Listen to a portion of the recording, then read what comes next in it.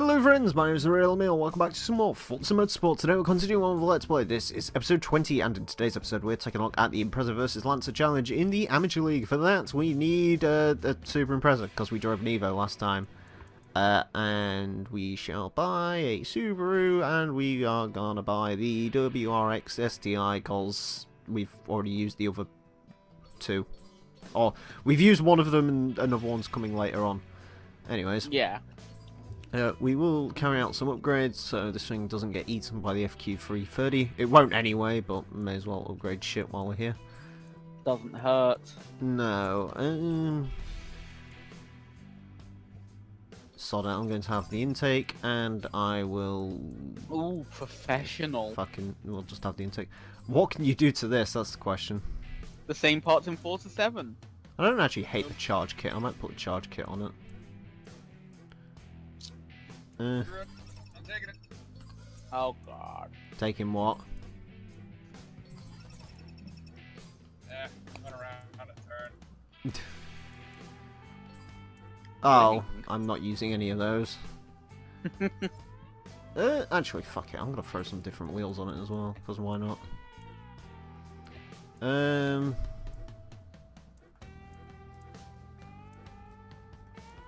Those. Needs to be BBSs, so solid. Yeah. Get all of the meshies, daddy. Yes, well, it's a WRX. It needs the things. It needs to have all of the rally, and it needs all of the styling, because it's the hip car that people want to buy, because Dude Bros haven't officially thing baby juice and DNA in the back seats. I hope you know that I'm gonna buy one day. Anyways, Rallisport Face-Off opens Super Impreza Mitsubishi Lancer models. First place receives the Super Impreza 22B. The restrictions are still broken. Are the restrictions? Nope. Just on this one, the restrictions are broken. There's the opponents, and we are going to go to Silverstone, Maple Valley, Road Atlanta, and Blue Mountains Raceway. Silverstone's first. Now we're back in 4 laps. As I love Silverstone. Don't let them tell you I otherwise. don't. Do you like this layout of Silverstone? Silverstone. No. What? Why do you love Silverstone? I don't love Silverstone. He loves Silverstone, man. Can't get enough I of love it. Silverstone as much as I love getting beaten to death with a fucking baseball bat with loads of little spikes in it, and the spikes have rust, so I get tetanus while I die. Wow. He calls himself... That's a Don't listen to him. serious problem. Don't listen to him. Behind the scenes, he calls himself Silzar Stone. You tried so hard to make that work. Well, I was going to go with Azza Stone, but that doesn't really sound right. Sylvaza Stone. Sylvaza Stone. That's the stone. Asda Stones. Ooh. Stone me, daddy. Oh, God. Please, no. Yeah, I kind of like the charge kit on this car. It's alright. No, wait, shit. What? What? I don't know. Just pointing this out, by the way. It's the Blob Eye WRX, which is my least favourite of the second-gen Imprezas, but it's okay. Lava. It has blobby eyes. Because get the... I still don't understand why everyone's favourite is the... I guess I kind of understand why everyone's favourite is the Blob Eye. Mm-hmm. I'd assume everyone would like the Hawkeye. I think that's the one that commands the most money out of all of them. I think the Hawkeye, the Hawkeye is the most expensive WRX that people actually want. Because no one wants the hatchback. Now, No. No one wants I hatchback. don't think basic Dude Bros can get bitches into a wagon, into an Impreza wagon. It's like, yeah, babe, look at the WRX, here, I'll do something. And she gets there, he's like, oh my god, you got a wagon. Yeah, but if you get the Guy with the V6 Mustang. Here's the thing. Here's why Subaru wagons are the best for pulling chicks. You've got the massive fucking boot. So what you can do, you can like set up a fucking Air swimming mattress. pool in there. You can sleep in the Who back. wouldn't want to sleep with the man who's got a fucking pool in the back of his car? Well, I mean, James May would probably sleep, but that's James May. If you want to bid someone like Hammond or Clarkson, you're gonna have to do a little more than that. Not really. Well, And apparently you don't have to do that much more because all you have to do is buy the Legacy. Because I think Top Gear said that the best, there's one of the only cars that they can actually agree on that they all like is the Subaru Legacy. Yes. I see that point. Because there was like Car of the Year 2007. What do we all like? We all like the Ford Mondeo. Yeah, that's Car of the Year. And then James May was like, wait, what about the Subaru Legacy? And it's like, oh god, yeah, the Subaru Legacy's really good as well. Sod it, they're both joint. Joint Car of the Year, Ford Mondeo and the Subaru Legacy. Can you imagine what would happen if they joined? Like, Subaru lends the symmetrical all-wheel drive, Ford hands them the engine, then they just kind of collaborate on a body. I'm sorry, Subaru built better engines than Ford. Because Boxer. Windsor. Everyone complains about Boxers being harsh and vibrating. I find mine quite smooth. Yeah, that's because you got the shit one. The car wound up shaking when I had a Boxer, and it was just all bad. But then again, the transmission was going, and the rear end got completely dismembered and tangled. Oh, the gearbox is shit. Subaru gearboxes are the worst gearboxes in the world, just in general. Oh, And you, Here. oh, right, yeah, you haven't driven a Neon gearbox. Huh? The Dodge Neon that I drove, presumably in stock form, shifted like ass.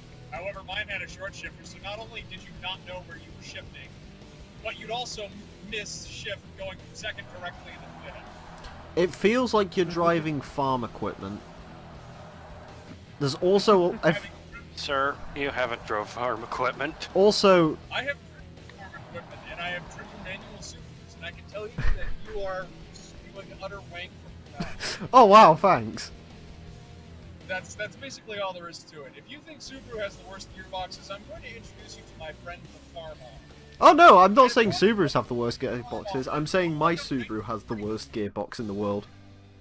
Oh. Because Yeah, you can well, put yeah, it into gear and you can basically wobble the shifter side to side like it's in fucking neutral.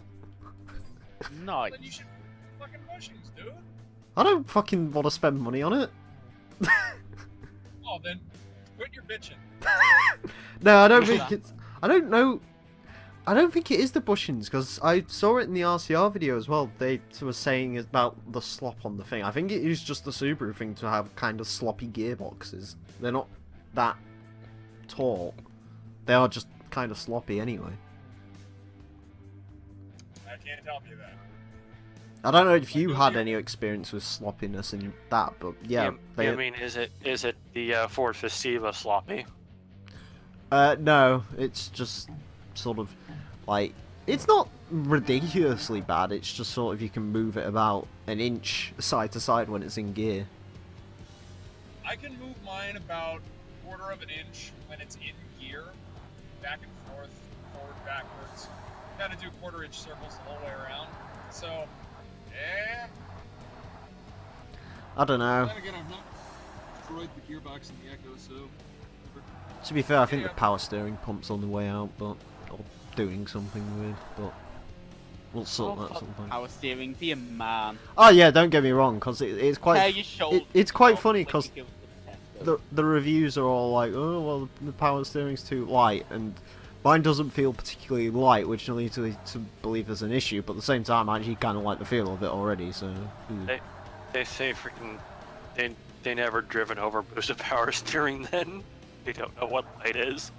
The Echo has a very nice and light steering wheel. You don't really need to do too much to in order to make it left to right or up and down. Left, right, VA start. well, it's quite weird because I mean, with the Impreza, I basically went back in time because the Panda was full electric power steering, whereas this has got hydraulic. I would assume. Probably. Yeah. 2006, yeah, probably hydraulic. So yeah, it you get more feel from it. That's whether that's a good or a bad thing is entirely up to you. You know, the RX-7 is the most complicated power steering system known to man, simply because it's like the Audi S4, where it's like, oh yeah, it's really loud when you're driving around, and then you hit about 60 miles an hour and it gets. Oh, I'm speed sensitive. Yeah. Yeah, it's one of the earlier versions of it. I don't understand the point of that. Yeah, neither do I. But it feels really good when you're managed to wrestle the thing around the corner. You feel like you're kind of doing something, even though really all you're doing is self-congratulating very fast, going fast from behind. To be fair, I'm assuming power steering pumps whine, don't they, when they're going wrong? I assume, right? Yes. Yeah, it's power steering pump then. To be fair, it's made the noise ever since I bought it, and it doesn't bother me, but like it bothers a few people who I've driven with. They're like, "What's that noise?" And it's just like, I don't know. It's been fine for 5 months, and it hasn't affected the car, so sod it. Yeah, my Firebird is like that. I imagine Does if the I whine fix get it, louder as you speed up? That's the question. Yes. Oh, excellent, thank you. So it is literally just a power steering pump issue. Between the power steering pump and the power steering pulley. Does it mean the actual pump's gone, or is it just a case of it could be literally anything near the pump? Yeah. Yeah. Okay. It'd be the best to check it out if it's actually the pump or the pulley. Like I said, it's been making it for months though, and it hasn't really been an issue. Once that's sorted, Really? yeah. I think if it was like going, it would have gone by now, surely. Yeah. The real question would be: is it like, what does it do when you turn? What do you mean? If you crank the wheel back and forth repeatedly, what kind of noises does it make? Does it make the noise worse? Does it make it better? Doesn't What does it do? seem to, in my experience. Also, pardon the noise. I'm rolling the garbage bins out to the curb. It doesn't seem to get any louder, it just sort of stays the same. I know if you go like lock to lock, it can occasionally just start going. I think most any car, if you go lock to lock, will make that kind of noise. Yeah. Just personal experience talking there, but Yeah, it's not. Nah, it's not a normal noise though. It is like literally sounds like the wheels are grating on the fucking thing. It's a weird noise. Yeah, it wouldn't surprise me if it's the power steering pump. I should look at it, but I don't. I want to look at it before I sell it on. I'm keeping it for another like couple of years anyway, so. Like with my Firebird, if I like jerk the wheel around, it'll get louder and quieter. Yeah. I'll be right back. It's sort of like I said. It just gets louder as you go on, and it doesn't really seem to make much difference when you're turning. You know what's funny? Go on. I think if I actually fix the power steering, it'll probably be like the overboosted power steering like I have in my truck. Think with them saying, "Oh yeah, it gets a lot lighter," it's leading me to believe that that probably would be the same issue with mine. The issue is just fucking time, because I don't really want it in a garage because I sort of need the car. Mine's in storage now, so I kind of need the truck. I don't have a second car, so. Neither do I for about 6 months. Then again, I guess I could always rent a Dacia Sandero. Buy a Dacia I'd rather- Sandero. No, I'm being serious. I want to rent a Sandero for a couple of days, so I can just literally. I spoke about this in college. EBay and buy one for like $50. All I want to do. £50. All I want to. Well, you can rent them for like 20 quid a day, right? All I want to do is rent one, and then every single time I get out of it, just turn to a random person and just go, "Good news!"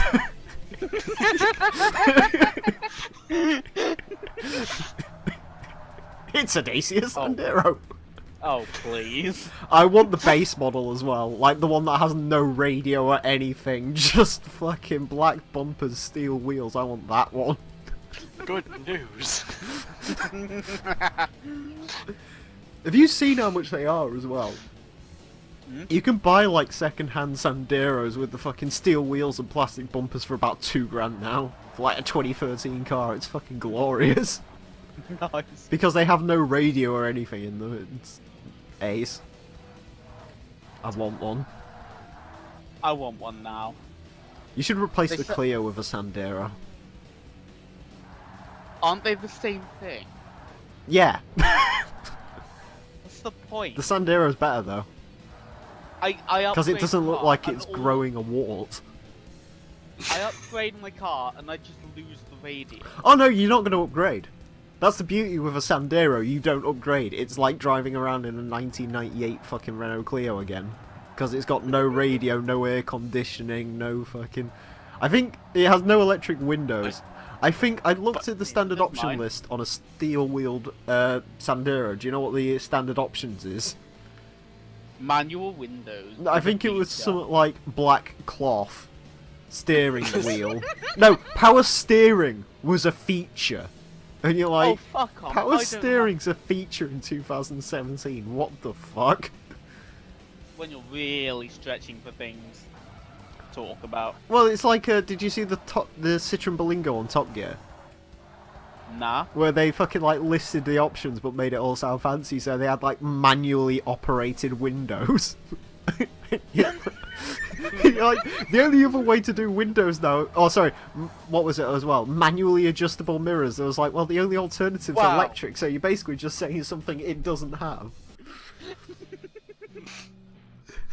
Oh, actually, do you know what another great one is as well from that fucking car? What? Single cloth passenger seat. As opposed to a double passenger seat. As opposed to what? The passenger sitting on the fucking floor. He just gets an upturned bucket, weight saving. Yeah, Citroen just install a fucking box as standard. It looks like a fucking CSGO crate and it's got like a seatbelt on it, like a little lap belt. Every time you crash you'll get a new reward from it.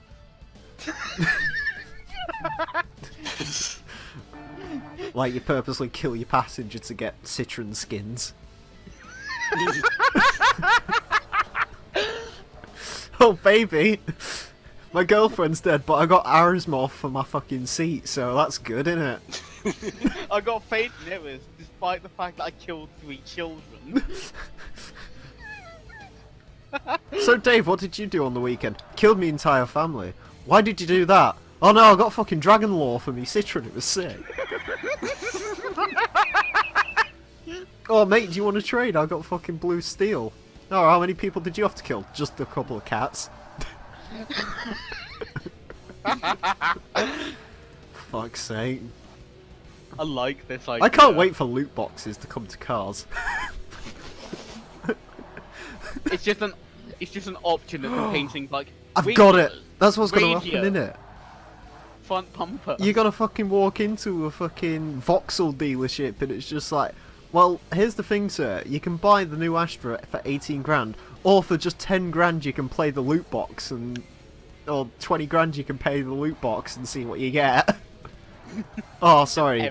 You got a Corsa Limited. Try again next time. Great. What's the best thing I can win from this? An insignia. Oh. It's just like You say win. It's like fucking some like fucking old woman comes in and she's just like, I want a Vauxhall Viva. Oh, you can pay an extra couple of grand and we can have the loot box. Oh, sick. Play the loot box. Oh, what did you get? Vauxhall combo van. I don't want that. Oh no. Oh my. Can you fucking...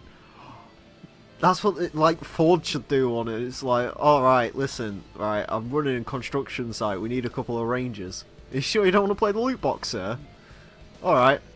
Ah, shit. Oh, right, what you got, sir? KA+. Oh, fucking construction workers are gonna love that. Just fucking loading pylons into the back of the fucking Ford KA+. Is it bad? I actually kind of like the KA+. I don't mind the KA anymore. Do you know what I like about the KA+? It's not really small. It comes in fucking bright yellow. I'm Like, gonna have a look. full on bright fucking yellow. You were not lying, Jesus Christ, that's a colour. I've seen them in that colour, they look great. Do you know what I love about that car as well? What? car. It's like the engine that makes so much sense in that car's the EcoBoost. They're just like, nope, you have the 1.2 Fiat units still. They refuse to put the fucking 1 litre Ecotech in there. It's just like, nope, you can have the fucking 1.2 litre fucking. It's either the Fiat one or it's like the one that was in like the Fiesta from like 2001. Oh god. Do you remember the 1.25 Fiestas or whatever it was? I was just about to say the 1.25 engine would fit that car perfectly.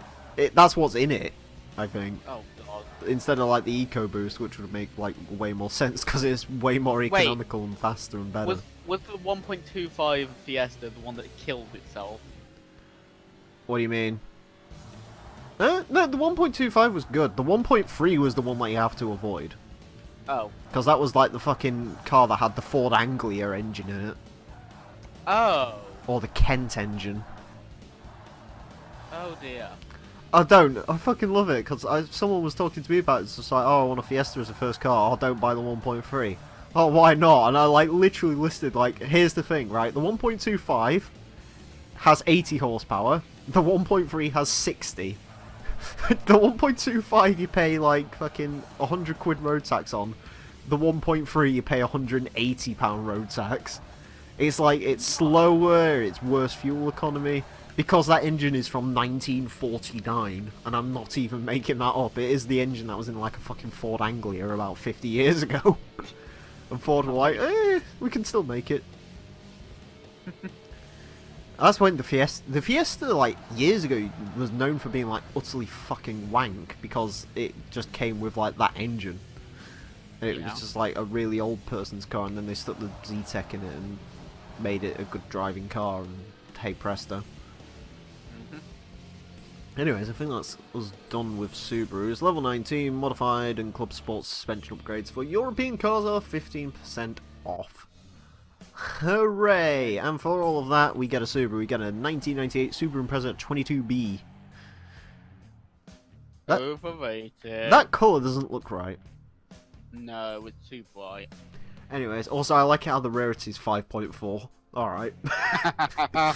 Alright.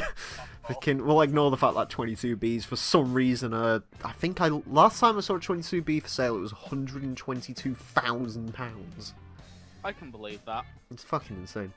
Anyways, that's it for this episode. Thank you all very much for watching. Next time, I think we're looking at American muscle cars?